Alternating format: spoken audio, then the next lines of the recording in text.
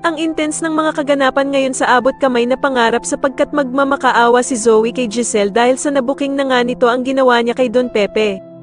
Dito nga ay galit na galit si Giselle matapos nitong malaman na si Zoe ang may kasalanan sa nangyari sa ama niyang si Don Pepe, kaya naman ay agad niyang ipapakulong itong si Zoe.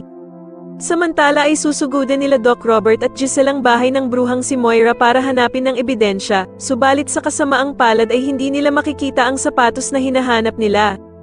At dito nga ay maiisip ni Giselle na kung wala nga daw ang sapatos na ito kay Moira, ay siguradong nasa anak niya ito at pagmamay-ari ito ni Zoe. Kaya naman ay agad na pupunta sila sa bahay ni Doc Robert para maghanap sa kwarto ni Zoe at maghanap dito. At dito nga ay laking gulat nila Giselle at Doc Robert dahil sa tama nga ang hula ni Giselle at makikita nila sa kwarto ni Zoe ang sapatos na hinahanap nila. Samantala ay agad namang tatawagan ni Moira ang anak niyang si Zoe para balaan ito na itago ang mga sapatos niya dahil sa ebidensyang hinahanap nila Doc Robert at Giselle na pagmamay-ari niya.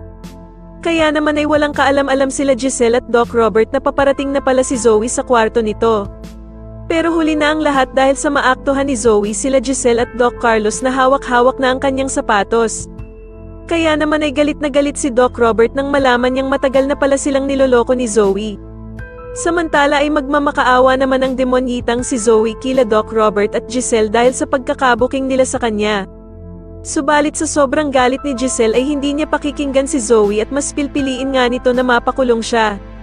Sa tingin niyo magawan pa kaya ito ng paraan ng bruhang ina ni Zoe na si Moira o tuluyan na silang makulong na mag-ina? Mas lalo na nga talagang nagiging exciting ang mga susunod na kaganapan, kaya naman ay mas lalo pa nating abangan ang mas lalong gumigandang abot kamay na pangarap. Maraming salamat po sa inyong panonood at sana po ay masubscribe niyo ako. Maraming salamat po.